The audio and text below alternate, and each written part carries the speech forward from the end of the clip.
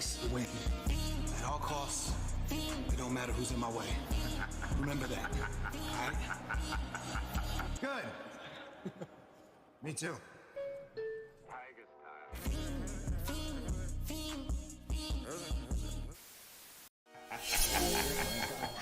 Hey, ladies and gentlemen, don't forget, all right?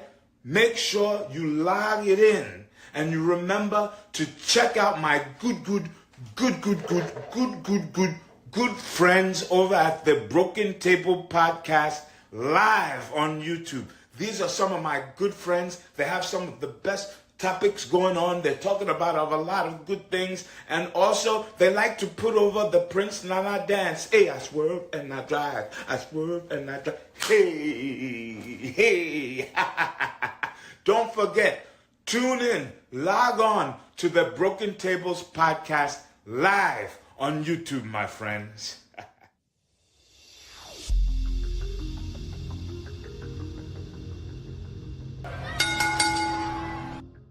What's going on, guys? Welcome to the Broken Tables Podcast. I am your host, Jeffrey Vegas, here as always with our co-host, Rome. How you doing tonight, sir? I'm doing pretty good, man. That is excellent to hear. Excellent to hear. Yo, this was a awesome, excellent episode of Dynamite here tonight. Wouldn't you agree?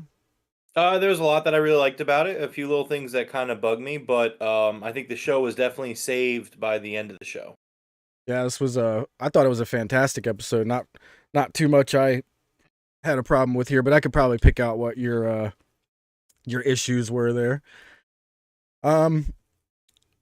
I guess we could just go ahead and get right into the Dynamite here. Nothing really happened over the week in wrestling that's really worth talking about, right? Did anything happen that you can think of?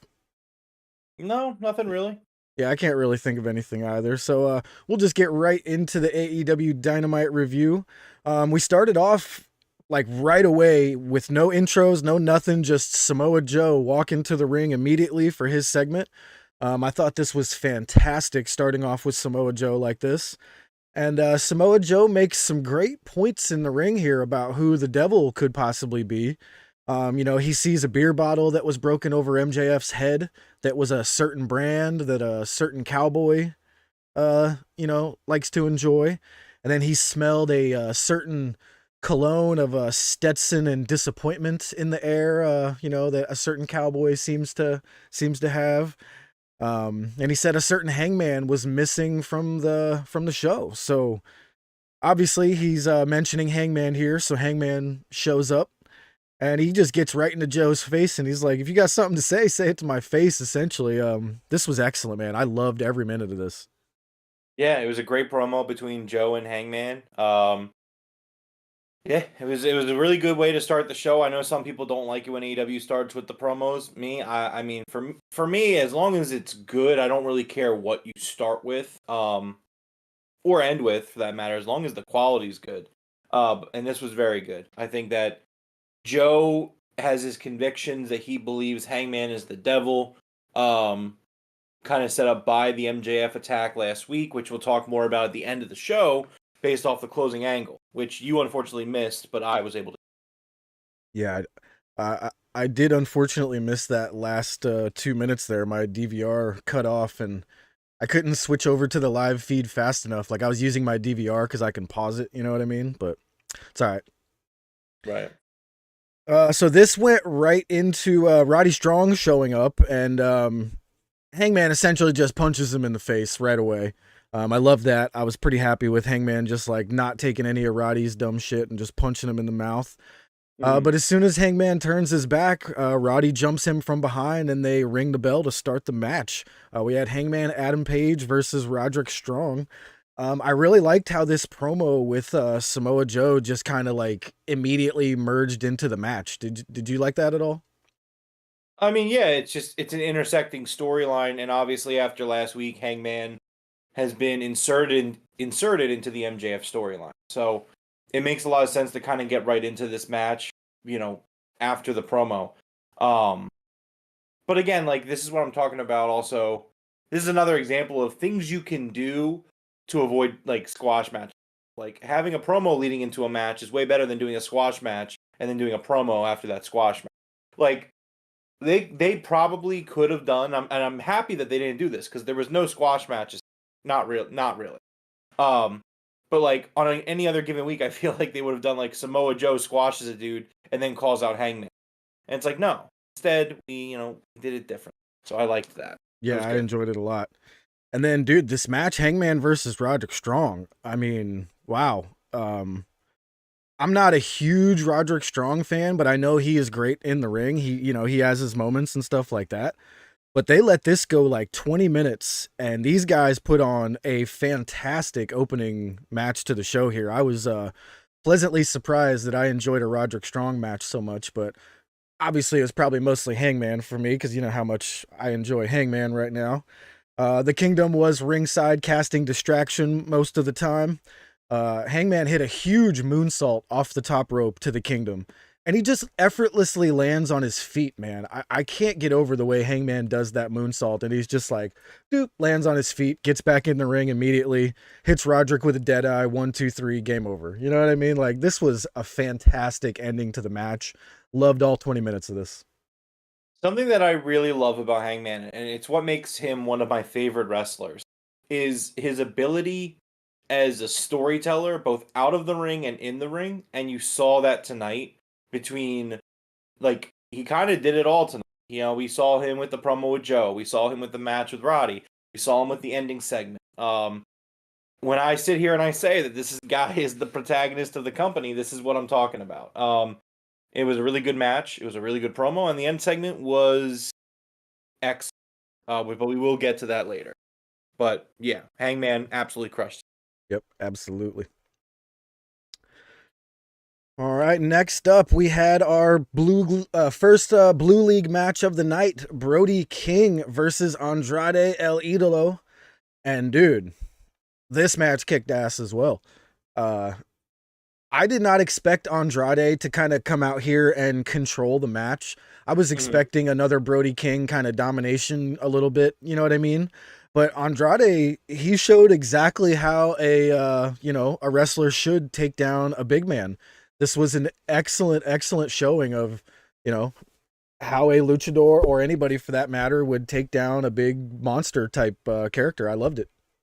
Yeah, this was also a really, really good match. I think, honestly, this might have been my favorite match of the night. I mean, I really love the main event, but this was a really good match. I think, the C2, one of my favorite things about it is the fact that we've seen really Brody King just kind of come in and really establish himself amongst guys who, like, I feel like if we were sitting here at the beginning of the tournament, I think most people would probably say, well, Brody King's probably going to win one or two and then lose out. But, he hasn't lost up until tonight. And he's beaten Claudio, among others. So, yeah, it was a great match, really excellent match. Yeah, I loved it, man. Had a freaking blast during this match. Andrade winds up he hits that DDT up on the exposed turnbuckle, and I know it wasn't like visible right away. It looked like he hit the padded turnbuckle part, but the pole that goes behind. So Brody's head kind of hits this pole that holds on to the turnbuckle, and that's what is actually called the turnbuckle. And man, once they showed it with the camera, you could see that big old piece of steel was exposed, and Andrade hit that nasty DDT on the top rope onto the turnbuckle. He picks up the 1, 2, 3, and Andrade's got his 9 points in the tournament. This was fantastic. Loved every minute of this match. And dude, Brody King, I keep saying it, he's one of the only believable big monsters in wrestling right now. That dude is so scary. Like, if you and I were in a bar and he walked in, I'd be like, bro, let's go somewhere else. Let's go find like another bar. Let's go hop. Yeah, right. Let's head over to the chat real quick. Say hi to everyone coming in. We got Will Rallis. What's up, Will? What's up to Ryan Davis is here as well. Everyone thinks Swerve should have won tonight. We'll talk about it. Yeah, we'll talk about it. It could go either way there, but yeah, we'll definitely talk about that when we get to there. I know people are going to be upset Swerve lost, and I think that was the point. I think you're supposed to be upset. So, All right. Next up, we had Renee Paquette backstage with the Von Erichs. And before they could say much, Orange Cassidy shows up with Danhausen and Trent. And Orange Cassidy asks Ross and Marshall Von Erich for their help in a trios match, if I got that correctly. Are we going to get those dudes in a trios match with Orange Cassidy? Yep, on Rampage.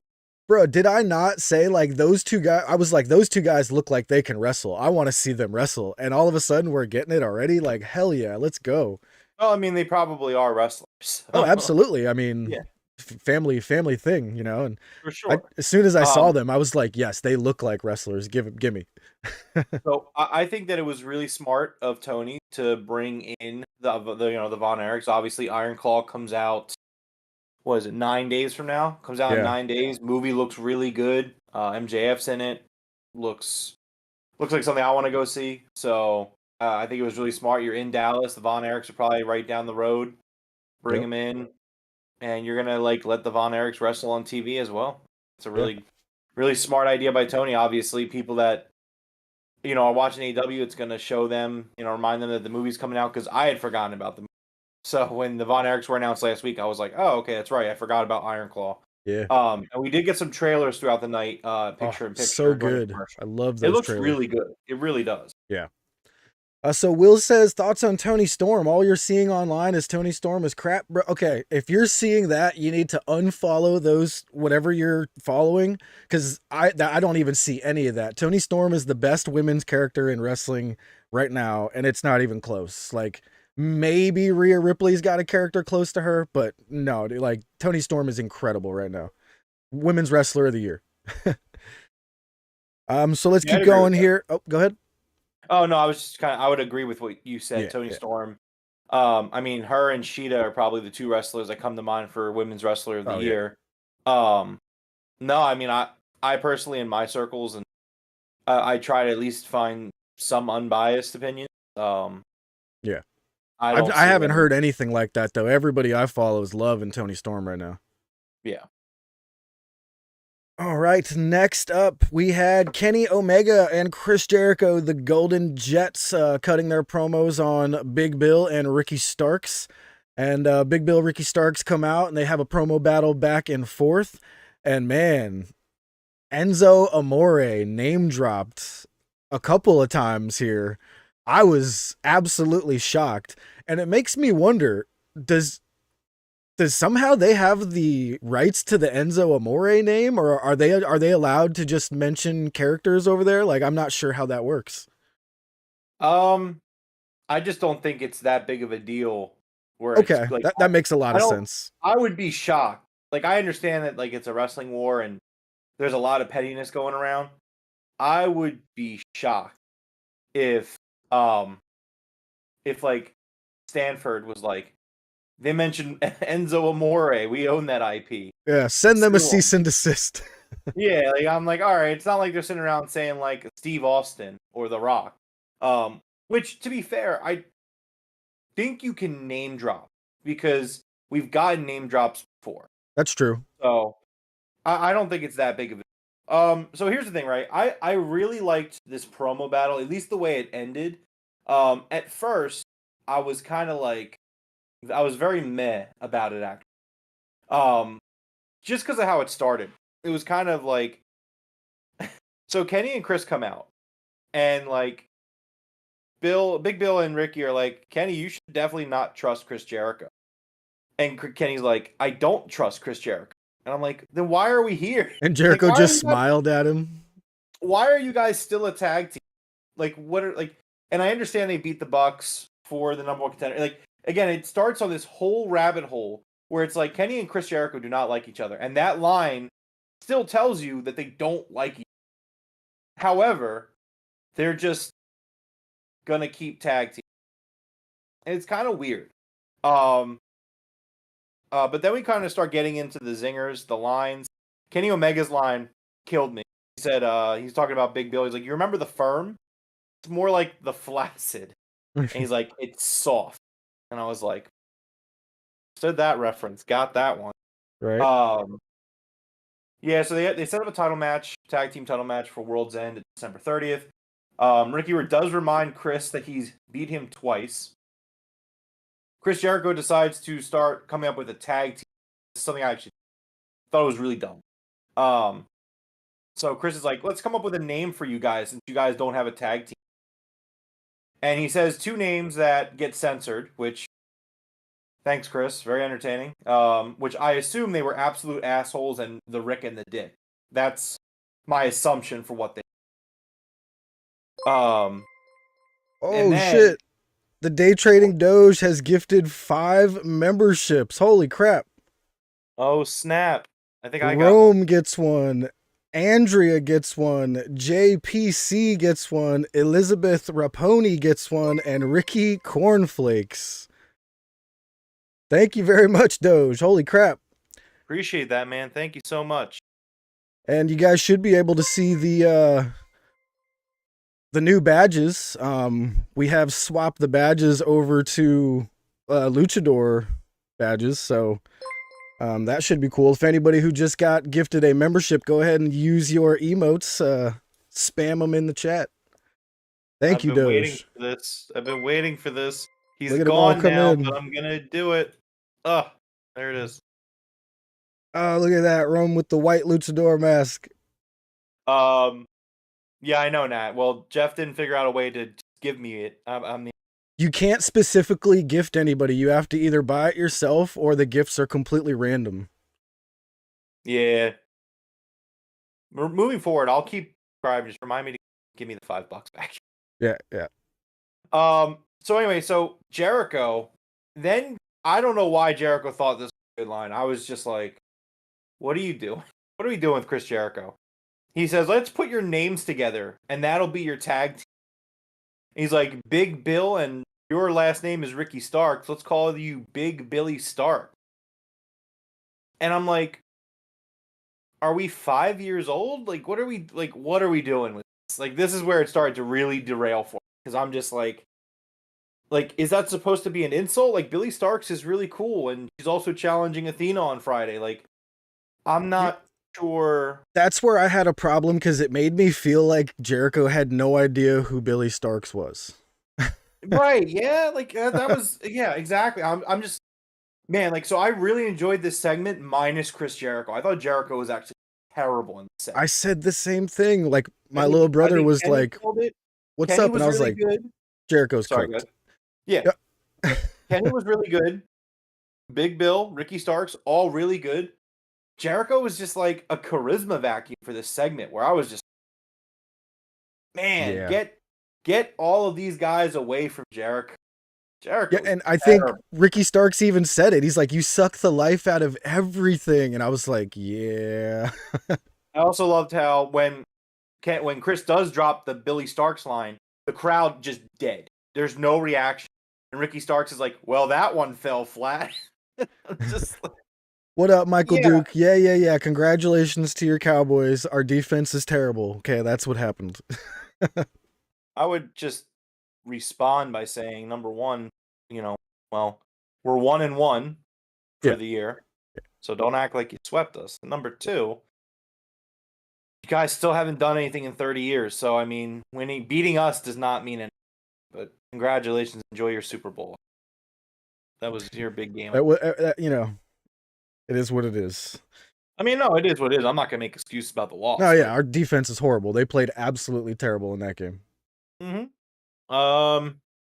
So, Coog, those are not emojis. Those are the badges if you become a member. If you hit that join button down below the chat and become a member, you get those lucha masks. And they change, like, 1 month is the one that Rome has.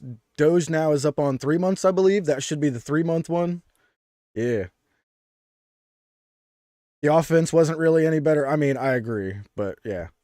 Oh, yeah, no, not at all. Our defense is just horrendous. I have more problems with the offense than the defense. That's not neither. But we're what, 10-2 now? Oh. 10-3, yeah. 10-3, yeah. So yeah, and then Kenny says that Ricky Starks is just a less charismatic version of Enzo Amore. I died. That was a great line. I loved it. I actually thought you were gonna hate that. Well, I don't want them to bring Enzo in, but I love the line. Like, Yeah, it was a great line. Yeah. Oh, it's a great line. It's a again, Kenny Omega killed it here. Like he was on point with his lines. His one-liners were undefeated. All right, next up was a quick recap of the Christian Cage versus Adam Copeland match from Collision. And then it was time for timeless Toni Storm to join commentary. And she joins commentary for Ruby Soho versus the return of Riho. And oh my God, I loved this. This was probably one of the first times I have seen a Ruby Soho match, and I was like, that was absolutely fantastic. I loved the whole match. And Ruby definitely had a hand in that. Like, you know what I mean? Riho did not carry this by any means. I loved this match from beginning to end. And it could just be my bias of loving Riho as much as I do. You know, me and Coog are just complete marks for Riho is, I guess, what I would say. But this was a great match. Riho picks up the win with a huge double knees. I don't know what she calls that finisher, but it was nasty. And Riho picks up the win here. Did you enjoy this as much as I did?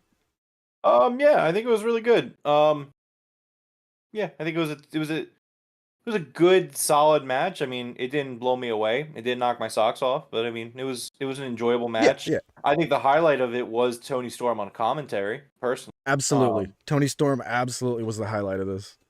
Yeah, but no, it was good. Enjoyable. Yeah. And Toni Storm, they kept cutting to her, and dude, they got very good tonight on the production. You know how we used to criticize them a lot for production. Tonight, they absolutely nailed it. And every time they cut to Toni Storm, it was the black and white camera. And just to be able to do that flawlessly, like I do what they're doing, like live here. You know, I got the buttons, but I only have like 7 buttons compared to their 50. So I can appreciate how hard all of that stuff is. And they absolutely nailed it tonight. Just every time they cut to Toni, they had the camera black and white. It was fantastic. Loved it. Yeah. Next up was a really good video package for Wardlow, threatening MJF. You know, Wardlow is ready to take MJF down and end his reign, along with just about everybody else at this point too. So I thought this was good though. Wardlow has definitely been put back on my radar. You know what I mean? After he was gone for a while, and I think they've kind of recaptured that. You know, I don't know what word to use, but like prestige that he had or whatever you want to say. You view him as a credible threat. Yeah, there you go. Great way to put it.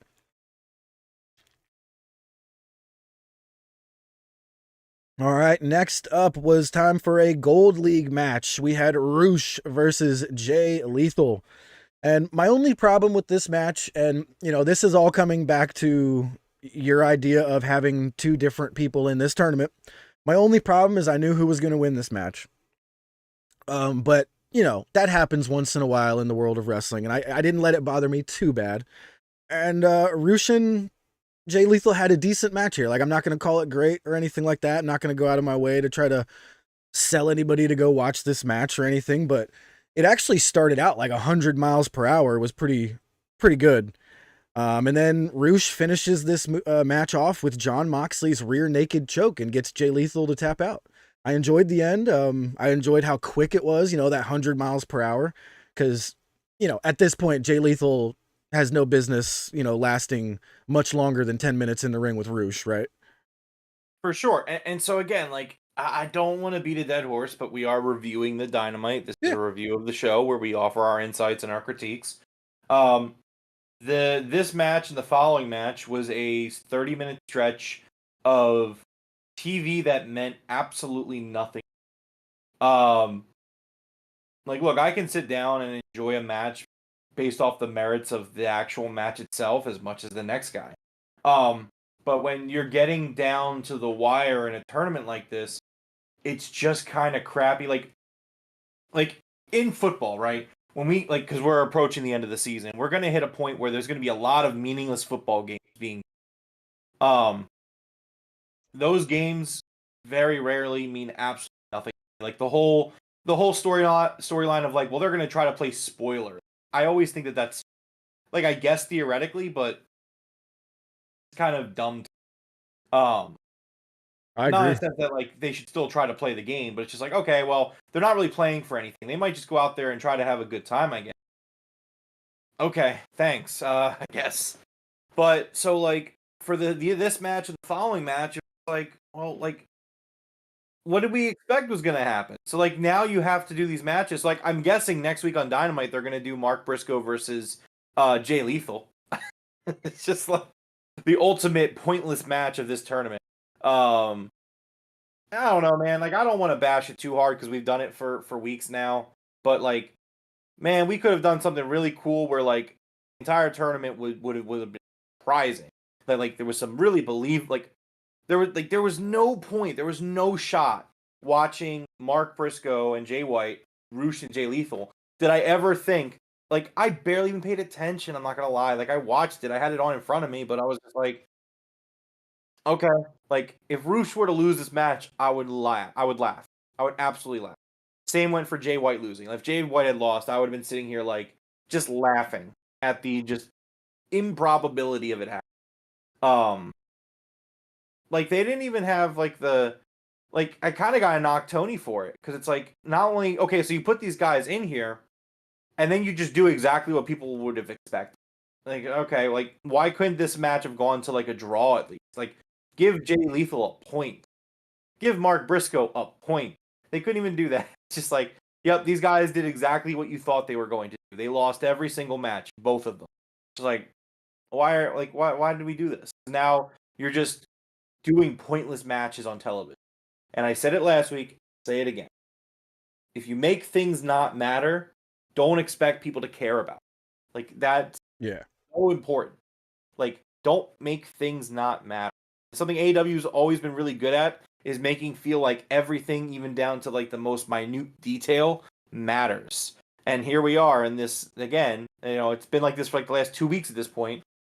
Here we are with a stretch of 2 matches, a block of 2 matches, which takes up about a quarter of your 2-hour wrestling show. It's like, this is dumb. This is really dumb. It means nothing, so I don't care. Yeah. So, you know, on the flip side, if you had 2 other guys in there that were, you know, like let's say Kenny Omega and Hobbs were in there, those guys are going to have to be getting wins somewhere. You know what I mean? So we're going to have to be taking a couple of wins from some other guys. I mean, it's a little bit of a give and take there, but I definitely would have definitely rather Kenny Omega and Will Hobbs been in there, you know? But again, it just leads to the complaint that AEW gets that they're just not willing to really book top talent against each other. And like, it's kind of hard to argue when you look at the Gold League where it's like, okay, well, you put 2 guys in this tournament, so everybody could get 2 wins in the tournament. Like, yes, if you put Kenny and win Hobbs in there, that means somebody's got to take the loss somewhere. But that's okay. It's okay to do that. Like, Tony Khan books characters very well, and he protects people really well to an extent where, like, you can have people lose. For example, Swerve Strickland loses tonight. Is Swerve going to cool down after this loss? No, he's not. Not at all. Like, no, they even did something with that. You know, we'll get to that. We'll get to that match. Right, but my point is that it still stands where it's like you could have put a Kenny Omega in here. You could have put a Hobbs in here. What is the Don Callis family doing right now? They're off TV. Yep. They are completely like, why couldn't Takeshita be in this tournament? Yep. Why couldn't Hobbs? That makes a great point. They're going to advertise it as the best in the world. They should all be pretty even here. You know, nobody should be undefeated. Well, Moxley being undefeated is fine at the moment. You know what I mean? Like, I don't mind that at all, to be honest. But yeah, no, I mean, Moxley should be undefeated. Yeah. But no, it's just like, and that's correct. Nat, you're correct. Is that like this is supposed to be like the top tier tournament? If you want to make this a yearly thing, if you want to make this your G1, treat it like that. Book it like that. Make it where it's like your top talent, top 10 or 20, whatever it is. Put them in this tournament. Don't just throw a few guys in there for filler because you don't have to. So don't do that. Absolutely agree. All right. Next up, we had Swerve and Moxley video package for their match later in the night. Very good. And then we had another Gold League match, Jay White versus Mark Briscoe. And this was an okay match. I felt like Mark Briscoe got a lot more offense in on this one than I would have enjoyed or would have liked to see. Jay White kind of was on defense most of this match, kind of getting his ass whooped most of the time. And then he just winds up putting the knees up during the Froggy Bow and then hits the Blade Runner and picks up the 1, 2, 3. I was a little, I thought Mark Briscoe got a little bit too much offense in on this one. What do you think? Yeah, I mean, I agreed. Just to real quickly correct Nat in the chat, Sammy actually is not cleared. He said he was cleared a few weeks, I think at this point, like a month or two ago. I mean, yes, he still had his daughter, so that's probably why he's off, but he is cleared. He can go. Yeah, I think he had a concussion, right? I think he had like a 3-week yeah, he was protocol. concussed for a couple of weeks, but he got cleared. Sammy himself has confirmed that. So he's sitting at home right now. Yeah. So here's something really cringy, and I mean, not to make a super huge deal out of it because it happens, but you said that there was no production issue, and while there were no production issues on TV, AEW's official Twitter account, when talking about the match, referred to Mark as Jay Briscoe. Oh. I was like, what? Why? We were so close. There was no production issues that I caught tonight.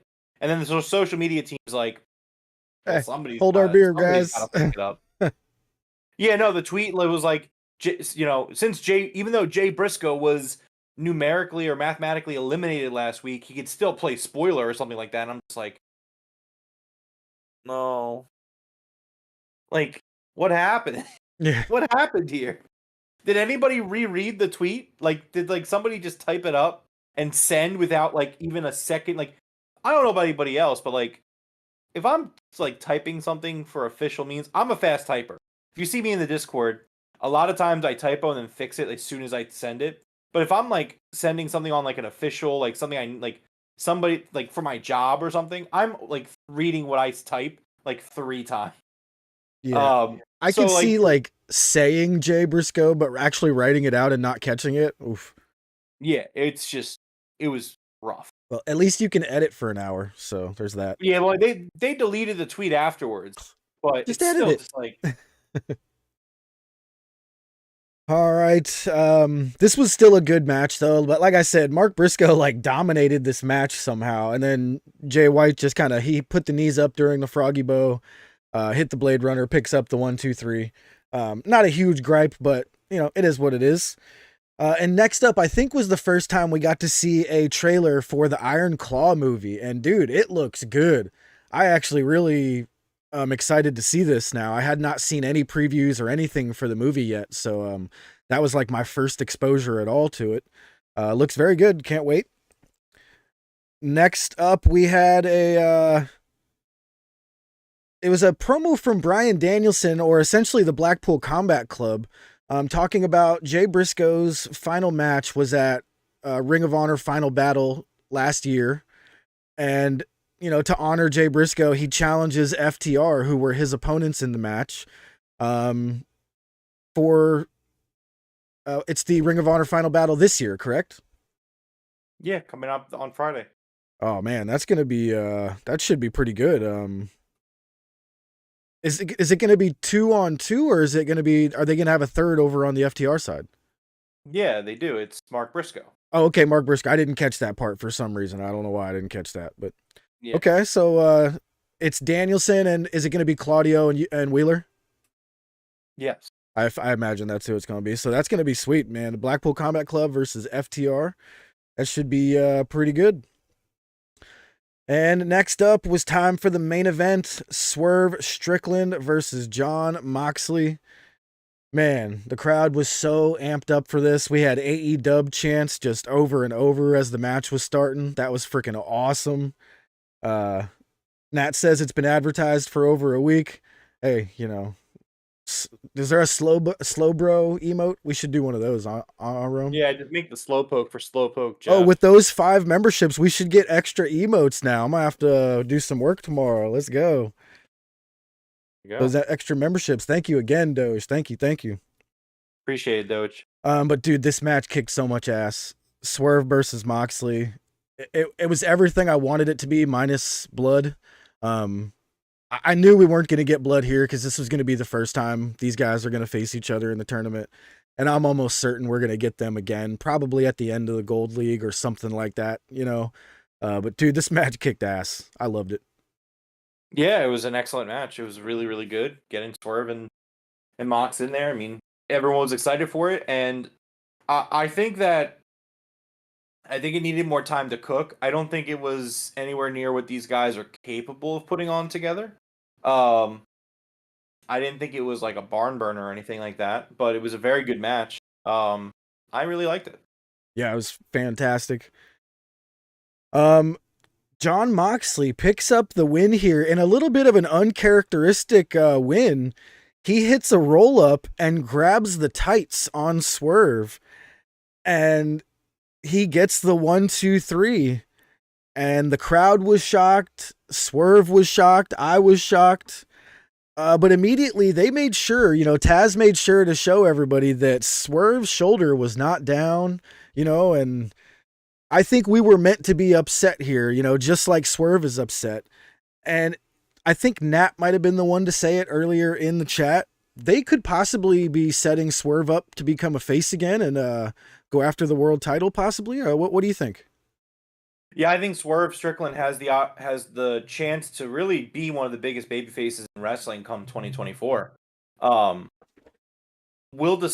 discuss briefly a little bit after the closing angle what I think's going on at this point. But yeah, I mean, Swerve is just a star, man, and look, like, it wasn't a clean win, and that's what I'm talking about though. But like, Mox beat Swerve Strickland. That happened. Is Swerve Strickland done? No, he's not. Like, no. They've built up this star power where they can do that type of thing. I would encourage Tony Khan to do it more often. Don't be afraid to book these big matches. The tale of CM Punk, because yes, of course I'm going to bring him into this. The tale of CM Punk should be, look at all the money that was left on the table. Look at all the matchups. You had CM Punk healthy for about a year, right? And like a little over a year. I guess a year because very ironic for you to say the tail right now, but keep going. Sure.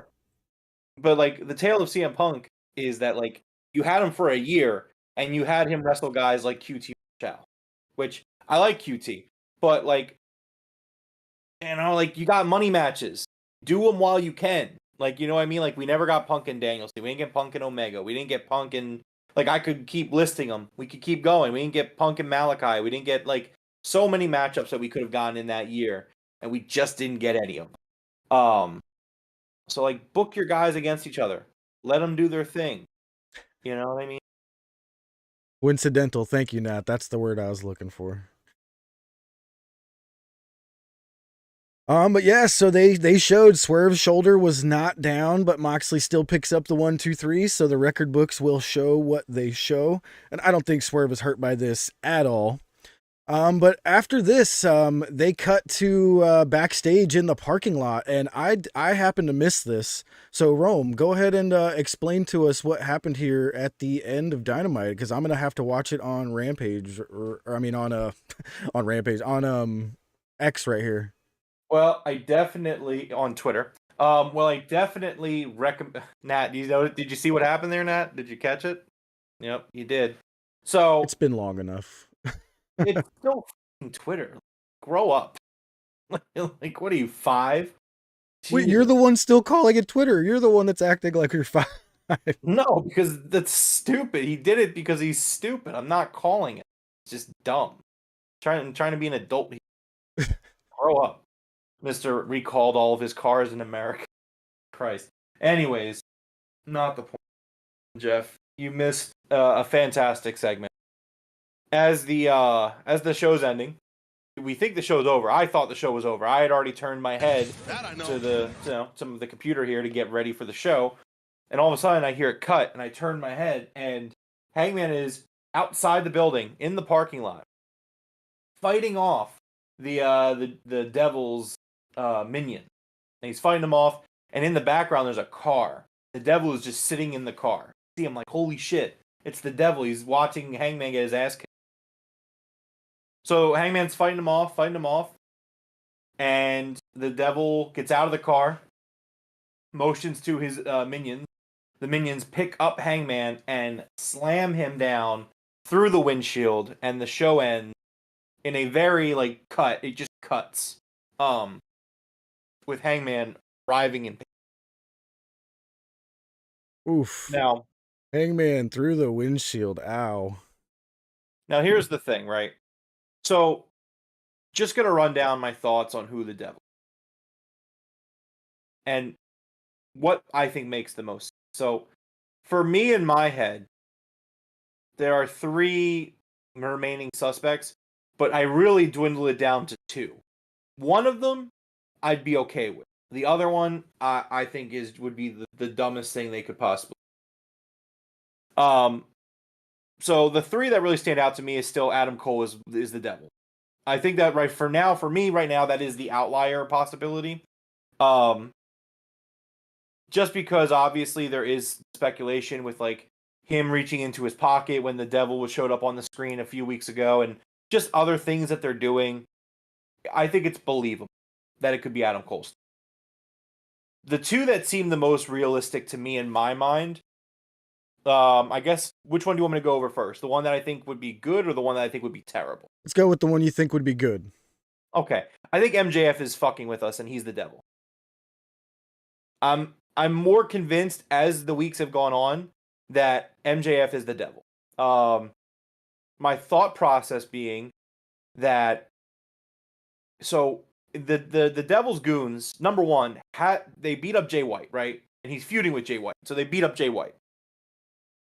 Then they beat up the Acclaimed. Guys that Max, even as a babyface, very hesitant to like, right? He's like, I don't really like these guys. So of course they get attacked. And mind you, when those guys are attacking the Acclaimed, Max was in the ring. The Devil is never seen in that clip. Mm-hmm. Number 3 was obviously last week. The next people to get attacked is MJF himself, right?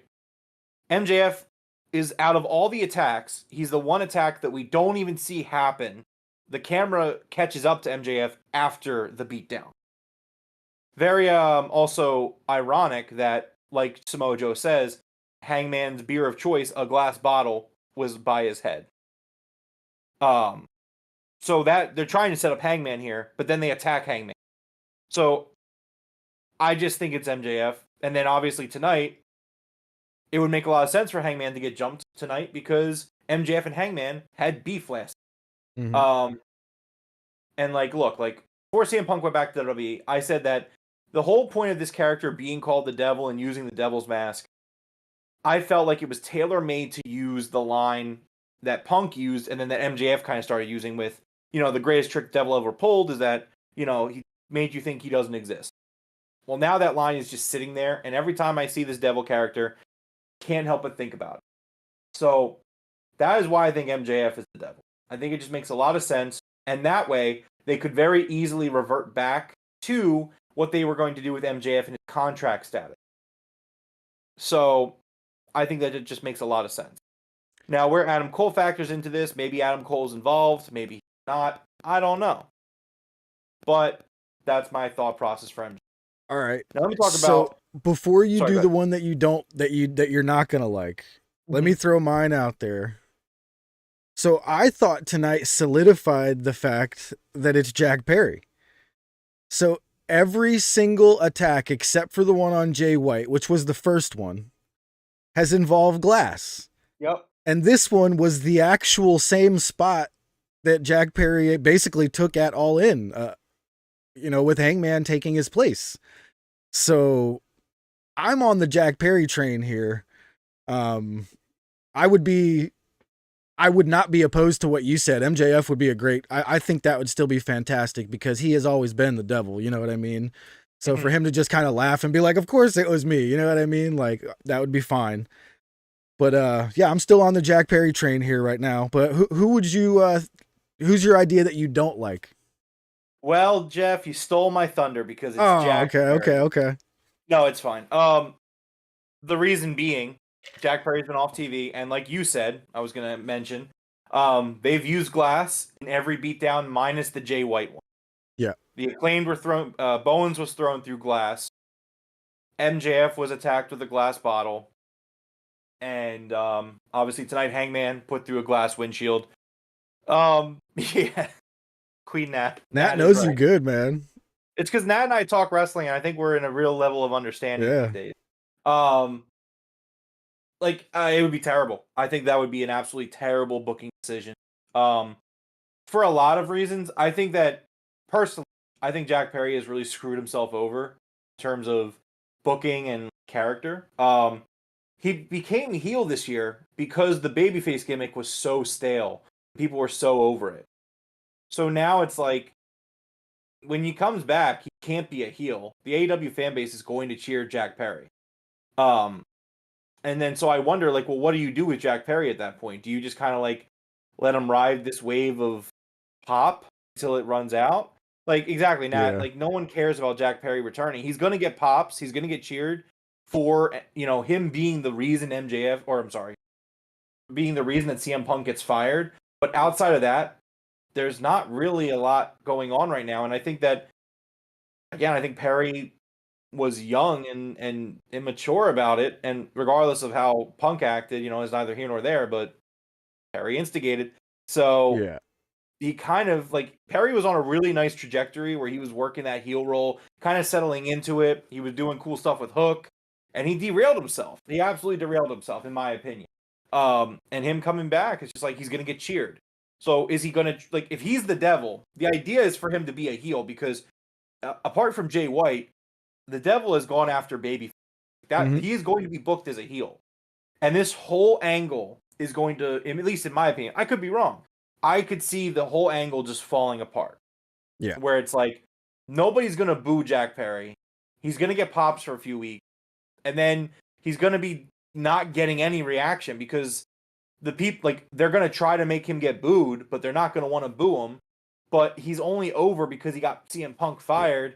So the pops aren't going to last. And it's just like, I just think it's a real messy situation. And I think if this is the way you bring back Jack Perry, I just think it's going to be a huge strikeout. I think it's a terrible idea. I agree. I don't like it at all. So here's a question for you. Mm-hmm. If you could book this, who would you want it to be? And I'm going to tell you who I would want it to be first. So if I was booking this, I still want it to be Adam Cole and Britt Baker taking turns, behind the devil mask. And I want the rest of the guys to be like Roderick Strong, Kyle O'Reilly, and who am I missing?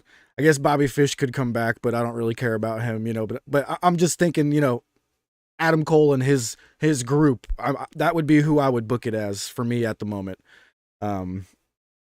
Yeah, that's who I would want it to be. So what, if you were booking this, what would you be going for? I mean, this is a really long answer that, the guy that I would pick is not available. So, I mean, the next guy that I would pick is probably just MJF. I would say just fucking do it. Have MJF be like, no, losers. Like, no, I would absolutely have MJF revert back to being the worst possible human being he possibly can be. That's what I would do. But again, like, I think they really put themselves in a corner here with MJF. Not that MJF's doing a bad job with what he's doing, but they were trying to, the whole point of this title reign was they were supposed to be like counting down to the bidding war of 2024. And because of the whole Adam Cole story, whether it was an audible or not, they really abandoned it. And so, like, I feel like MJF and his whole world title reign kind of been mangled and kind of messed up. I mean, it's produced excellent matches, and it's not a knock against Max at all. I think Max is phenomenal. Apart from like maybe a spotty promo here or there, he's been generally excellent. But I just think that they've kind of really muddied the waters here, and I would just do a slate. I don't know what they do, because I don't recall if Max said that his contract is up like January 1st of 2024, but whenever it's up, I would definitely kind of try to repaint this where it's like, I would get back on track. I'd be like, yeah, I have 2 months till my till my contract expires. My contract expires at Revolution. I think we're just And I would waiting just- for that Adam Cole high ankle sprain to finally heal up, and I think we're good to go. But here's the problem. That's another problem that Tony Khan's always had, where it's like, I know. when they milked the Julia Hart thing, because Ray Fenix got hurt. Like, okay, I understand that you have a plan, but we can't do a Dragon Ball Z Namek saga here. We can't just do 20 episodes of nothing. That's not good television. Okay. I still think we got like great television tonight. You know what I mean? But there wasn't much going on in that storyline besides the Samoa Joe stuff. So, it is what it is at the moment. No, and I'm not knocking it tonight. I'm just knocking the overall direction. Yeah. And I mean, I'll tell you what, Twitter's having an absolutely amazing time talking about what's going on, with this. I keep seeing people all over the place that are like, well, we know who it is now. And everybody has a different answer. And I'm like, you all think you know who it is and you all have different answers. It's great. I love it, so. Yeah, for sure. That's definitely part of the discourse. Yeah, I have also seen the discourse of the contrary, where some people are a little kind of over the storyline, which I can see both sides. I've enjoyed it. It's not perfect. I definitely have issues with it. Yeah. I mean, we'll see where we go from here. I'm at the point where I just hope that MJF is under that mask. Yep, either MJF or Adam Cole, and I'll be happy there. That'd be perfectly fine with me, either one. But great episode of Dynamite here tonight. A lot of people are posting that Tony Khan Booker of the Year tweet that I used to see all the time, so that's nice to finally start seeing that pop up again. Love seeing that. Oh, wow, what a cool... Somebody made like an art thing of Jamie Hayter. That's nice. I can't wait to see Jamie Hayter back, man. This women's division is going to be stacked here when she gets back, and it's going to be great. Anything else that you wanted to go over tonight? No, I think that's pretty much it. I mean, we're it's a big week for AEW. I mean, Ring of Honor, they have Final Battle on Friday. I'm sure it's going to be a really good show. Speaking of, what's the card? Do you happen to have the card for Final Battle? I don't have the full card. I know they're doing the Blackpool Combat Club Trios match. I know they're doing Athena versus Billy Starks. They announced El Hijo del Vikingo versus Black Taurus. Yes. So that should be a very good match. I'm sure Coog's very happy about that. What else? Tell you what they're not doing. They're not having the Ring of Honor World Television or the World Title defended there. At least not yet, right? Oh, no, it's in the tournament. Yeah, I know. But you have a Ring of Honor pay-per-view without your World Championship being defended. Kind of weird. They should throw a tournament match over there. That would have been a good idea, but guess not. That's not a bad idea. I would do a number one contenders match on the pay-per-view. Yeah, that's a good idea. Yeah. What else? I'm trying to think if there's anything else actually announced. So Shane Taylor and Keith Lee are gonna have a match. They're doing the Ring of Honor show Friday night. Is Rampage airing as well? No, Rampage is probably going to go head-to-head with it, I imagine. Okay. Do we have anything going for Rampage or Collision that you know of? So no, they didn't really announce. They announced the tournament matches, and it's going to be Andrade versus Claudio, Eddie Kingston versus Daniel Garcia, and Brody King versus Bryan Danielson. All of those on Collision. Eddie Kingston versus Daniel Garcia. Let's go. That's going to be good. Can't wait for that one. Yes, it will be. All right. Well, I think that's going to do it for us tonight. Guys, please let us know in chat. What do you think of the new setup here? I spent countless hours building it. Let me know what you guys think. I think it looks pretty good having the chat there. That's I kind of like it. But Rome, why don't you go ahead and close us out? Absolutely. All right, well, this has been another episode of the Broken Tables podcast, since I don't see a number. Thank you to everyone hanging out with us here tonight. Thank you to the Coog, to Michael Duke, to Nat, to Ryan Davis, to everyone else that was here. The Doge, thank you so much, Doge, for the gifted subs tonight. If you like this content, be sure to like, subscribe, join the Discord, follow us on Twitter. You can find us. I tweet, about wrestling, amongst other things, sports, video games, etc., etc. you know, if you like pro wrestling, if you like AEW, you're in the right place. We do our Dynamite reviews on Wednesday nights, our Collision reviews on Saturday nights. We cover pay-per-views. We just talk about the wrestling world in general here on the podcast. If you like video games, we have the Game Room Podcast, which has moved to a new channel. I don't know if Jeff put that in the description yet, but if you like video games, you can subscribe to us there. We are Rome and Dev Gaming. Obviously, it's me and Dev, the host of the Game Room Podcast, and we just moved to another channel to kind of help organize the content for you guys. You know, if you like wrestling, this is where you want to be. If you like video games, go over there. Doge, I know you usually are there for the Game Room, so make sure you subscribe. Again, it's Roman Dev Gaming. Jeff will put it in the description for the next episode. But, you know, we've had some pretty good shows, actually. You know, we're learning as we go. We were giving Jeff a break, so we're trying to learn on running the show ourselves. And so if you want to see two guys just kind of figuring shit out as we go, it's not perfect, but we're having a good time with it. So we would love to have you guys over there as well. While we talk about video games, we talked about the Game Awards on this past episode that was last night. We've reacted to the GTA 6 trailer so far. And it's the end of the year, so we are going to be doing our yearly wrap-ups over there, talking about, you know, report cards for Microsoft and Nintendo and PlayStation, talking about the games we played this year. So a lot of end-of-year discussion, so if you're into that kind of stuff, definitely want to check it out. But yeah, I think that's pretty much it. So we will catch you guys on Saturday night with our Collision review. Absolutely. Yes, it is 191, I believe, Michael Duke. Yes, coming up on episode 200, man. That's going to be awesome. Might have to do something cool for that. But I think it's going to be next year it'll definitely be next year by the time we hit 200. So we'll do something for that. But thank you guys very much for joining us tonight. Again, thank you, Doge, for those gifted 5 memberships. You are absolutely awesome. That hooked us up with, I believe, 2 more emotes, if I'm not mistaken. So I will check. So look for a couple more emotes to show up. Thank you guys very much. But until Saturday, top guys, out.